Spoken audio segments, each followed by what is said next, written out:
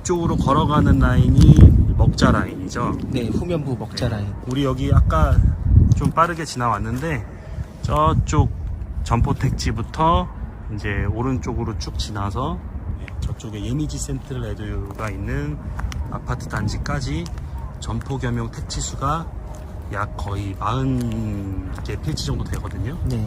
이쪽에 이제 1층에 다 점포들이 자리를 하고 있기 때문에 네. 이제 우리가 상업지역 후면에 가장 활성화될 수 있는 먹자 상권이 형성이 될 거고요. 먹자 상권 또한 이 중심 상업지가 유일하잖아요. 그렇죠. 다른 데 같은 경우에는 먹자 상권이 지금 형성이 될 만한 뭐 이렇다 할 곳이 그렇게 제가 봤을 때는 없는 것 같은데. 이게 사실 상업지하고 이런 점포택지의 먹자 상권이 형성된 곳하고 분리가 되어 있는 곳도 상당히 많아요. 네. 그렇게 되다 보면은 이제 우리가 점심 상권, 네. 밤 상권이 나뉘거든요. 네. 그래서 오히려 밤 상권의 상업지역에서 활성화가 돼야 되는데 이 프랜차이즈 라인들만 활성화가 되고 그래서 낮 상권, 밤 상권이 분리가 되는 경우들이 많습니다. 네네. 하지만 여기 비봉 같은 경우에는 이제 점포 겸용 택지들이 있는 이 먹자 라인이 상업지역 후면부에 딱 맞닿아 있기 때문에 이 밤 상권, 낮 상권이 고루고루 형성이 될 것 같아요. 네. 주차하기도 또 편하고요. 그렇죠. 저도 개인적으로 당연히 뭐 전면부는 당연히 누가 봐도 좋은데 후면부가 눈에 더 들어오더라고요. 왜냐면 그렇습니다. 가격도 그렇지 먹자 상권 라인이 당연히 또 들어올 수 있는 곳이 여기밖에 없다고 생각하기 때문에 맞습니다. 투자를 하거나 혹은 자가 운영을 하는 데 있어서도 좀 부담도 조금 덜하고 그렇죠. 실제로 사람이 이렇게 모이는 집객 효과도 뛰어나고 어디 아주 일석이조가 되지 않을까. 이 그 상가를 좀 보실 줄 아시는 분들은 네. 사실 후면 상가들을 선호를 하시는 분들도 많아요. 네네. 단순히 그냥 후면 상가 그 기준이 있죠. 그렇죠. 네. 그 기준이 이제 지금 우리가 걷는 이 비봉 중심 상업 지역 뒤편과 같은 이런 먹자 상권이 형성될 수 있는 곳들은 당연히 초반에 사실 전면부들은 분양이 빠르게 잘 완료가 되거든요. 네네. 근데 이제 후면부 같은 경우에는 이제 정말 보실 줄 아시는 분들이 이제 선투자들을 많이 하시는데 실제로 먹자 상권이 형성이 완료가 됐을 때는 오히려 전면부보다 후면부 가격 상승이 더 높습니다. 실제로도 그렇습니다. 네, 실예가 있고요. 저도 이제 초창기 상권에 대해서 이렇게 보다가 상업지 투자 상가를 전문적으로 투자하시는 분들이 후면 상가들에 대해서 이제 투자들을 하시는 거 보고 사실 저도 좀 의아해했었는데 나중에 조성이 다 완료가 되고 활성화가 되다 보니까 왜 이분들이 후면 상권을 선호들을 했는지 그 이유에 대해서 알 것 같더라고요.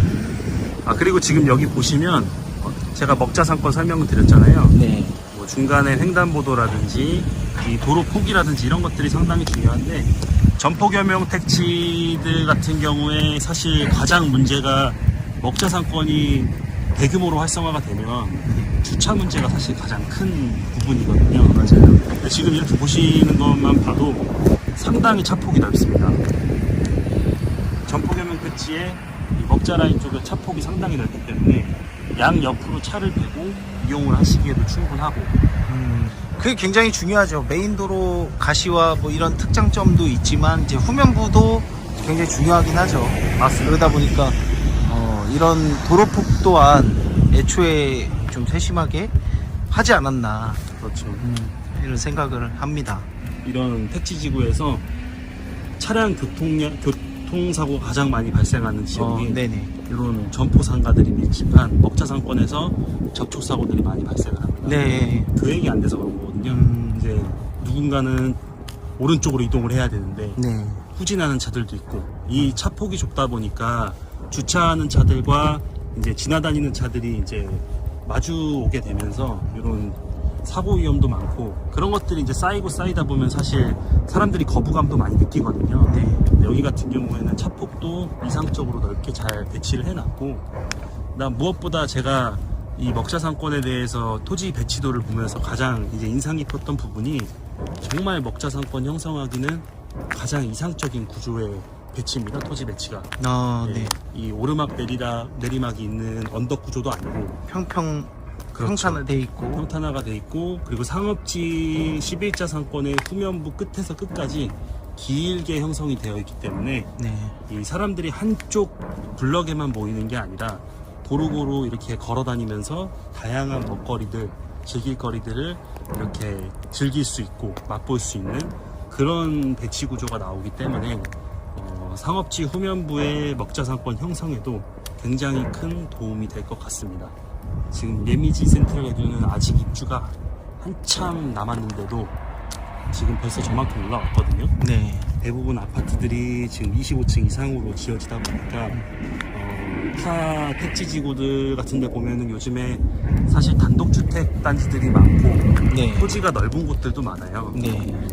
그런 곳들 같은 경우에는 밀도가 좀 적다 보니까 유동동선들이 빠져나갈 수 있는 여지들이 크지만 여기는 세솔동이 그러한 그렇죠. 약간 거라고 볼 수 있을까요? 비슷한 예로 볼 수 있는데 세솔동 같은 경우에는 이제 택지지구의 절반이 단독주택 단지다 보니까 사실 단독주택에 거주하시는 분들은 상업지역 수요 측에서 봤을 때는 그렇게 크게 작용을 하진 않거든요. 네. 대부분 그래도 어느 정도 그 자본력이 되시는 분들이기 때문에 사실 대부분 좀 빠져나가서 소비들도 많이 하시고 네네. 그리고 집에서 취사들을 많이 하십니다.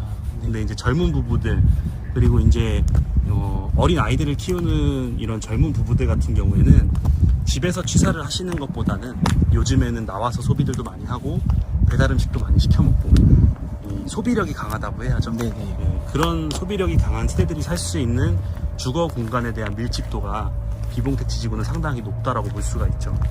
세솔동에도 그 점포 겸용 택지가 있잖아요. 네. 그쪽에도 제가 한번 저녁에 밥을 먹으러 한번 갔었었는데 상당히 많은 업종들이 들어와 있어요. 주차는 굉장히 활성화 잘 네, 되어 있습니다. 엄청 잘 돼 있더라고요. 그래서 이것 또한 그렇게 될 수밖에 없는 또 위치고 유일하다라고 이렇게 볼 수 있을 것 같습니다. 잠깐 한 가지 덧붙이자면 네. 세솔동의 그 점포겸용 택지 먹자 상권을 제가 가장 아시는 부분이 상업지하고 분리되어 있습니다. 아 맞아요. 참 그 건너야 돼요. 한쪽으로 떨어져 있는 블럭이다 보니까 맞아요. 아까 제가 말씀드렸던 밤 상권과 낮 상권이 완벽하게 분리가 돼요. 네네. 그래서 저녁 상권에는 우리 그 먹자 상권 쪽에 사람들이 가장 많이 몰리고 상업지 쪽에 있는 분들이 많이 빠져나갑니다. 그쪽으로. 네네. 근데 여기 같은 경우에는 분리가 먹자와 없이? 상업 지역이 붙어 있기 때문에 사실 후면부 그 다음에 이렇게 될 경우에는 전면에 있는 프랜차이즈들도 사실 어떻게 보면은 반사의 일이 있는 거거든요. 네. 밤에도 우리가 커피를 마실 수도 있고 네네. 프랜차이즈 하다못해 우리 술 먹고 나면 배고프잖아요. 네 맞아요. 롯데리아 가서 햄버거 먹어야 또 해장하는 거 아닙니까? 맞습니다. 여기서 술 먹고 롯데리아 가서 햄버거도 먹고 네, 그렇게 되지 않을까. 가장 이상적인 구조가 나오는 이 택지지구인 것 같습니다. 확실히 경험이 굉장히 많으셔서 참 좋은 얘기를 많이 해주신 것 같은데 시청자 여러분들께서도 많은 도움이 되셨으면 좋겠습니다. 정말로 될 수밖에 없는 비봉 택지개발지구 앞으로도 많은 관심이 더욱더 뜨거워질 것으로 예상을 하고 있습니다. 그리고 여기 같은 경우에는 완벽한 고립상권이라는 이야기를 들어보셨는지 모르겠어요. 고립상권. 고립상권. 우리가 흔히 이야기하는 항아리 상권이라고 하죠. 근데 보통 이런 상가 분양하는 업체들이 자기들이 항아리 상권이다. 여기가 항아리 상권이다. 모든 수요가 여기로 몰릴 수밖에 없다. 근거 없이 근거 없는 광고들을 말만. 하지만 저는 이제 이론적으로 설명을 드릴 수가 있습니다. 맞습니다. 여기 같은 경우에는 일단 첫 번째 상업지 비율 자체가 굉장히 적고요. 네. 타 택지지구나 신도시의 절반 이하 그 면적이 비율이기 때문에 밀도 있게 몰릴 수밖에 없는 구조가 나오고 그리고 여기서 사실 다른 대도시로 빠져나갈 수 있는 거리가 멀어요. 네 맞아요. 하다못해 지금 가장 가까운 곳이 이제 상록수역, 남양, 봉담 쪽인데 네. 직선 거리만 계산해봐도 6.5km 이상 나옵니다. 차량으로는 한 20분 이상 20분 이상 가야 되는 거죠. 그러다 보면 여기서 사실 밥 한 끼 먹자고 20분을 차를 타고 나가진 않아요. 그렇죠. 그리고 또 여기 같은 경우에는 상업지 내 광역교통망이나 지하철역이 자리를 하고 있는 게 아니기 때문에 우리 보통 부동산 투자하시는 분들이 상가 투자하실 때도 착각하시는 분들이 많아요. 네네. 제가 참 아쉬운 부분이 지하철이 지하철역이 있으면 좋다고 생각들을 많이 하시죠. 하시는데 이 주택이나 주거용 상품들은 사실 대중교통의 이런 부분들 지하철역이나 광역교통망이 있는 게 사실 굉장히 나중에 이제 가치 상승에 있는 부분에서 큰 영향들을 많이 끼치지만 사실 상가 투자하는 데 있어서는 이 광역교통망이나 지하철역이 있는 게 굉장한 단점으로 작용을 할 수도 있어요. 네. 우리가 아무래도 저희가 있는 곳이 서울이나 네네. 이런 대도심이 아니기 때문에 사람들은 그 지하철역으로 쉽게 이동이 가능하면 경쟁 상권, 경쟁 업종으로 생각할 수 있는 학원이나 병원들, 네. 우리 자녀분들 학원 보내시거나 내가 병원에 가야 된다 그러면은 보통 대도심으로 빠져나가지 않습니까? 네. 근데 교통이 편리하면 더 많이 빠져나갑니다. 네. 하지만 여기 같은 경우에는 이런 광역교통망이나 지하철역이 없기 때문에 사실 경쟁 업종에 있는 그런 업종들이 들어오더라도 요 택지지구 내에서 소비를 할 수밖에 없는 구조지. 이제 예를 들어서 도보로 한 5분, 10분 거리에 지하철역이 있다든지 아니면 대도시로 갈 수 있는 광역교통망이 자리를 하고 있다고 하면 글로 빠져나갈 가능성도 높습니다. 그래서 상권들이 형성이 될 때 메인 자리들은 꽉 채워지고 후에 이제 진행했던 상가들은 채워지지 않는 이유들, 활성화되지 않는 이유들이 이런 이유들이에요. 그래서 상가 보실 줄 아시는 분들은 이 고립상권에서 가장 최적화된 구조라는 거를 알고 계십니다, 기본. 예, 그래서 그런 부분들을 오히려 더 높게 평가하고, 예, 그게 이제 오히려 더 장점이다라는 말씀들을 많이 합니다. 그래서 컨설팅 하시는 분들도 오셔가지고 와 여기는 진짜 너무 좋다고 이렇게 얘기하시는 분들이 실제로 굉장히 많은데 저도 자신 있게 현장 내방해서 보시는 걸 추천드립니다.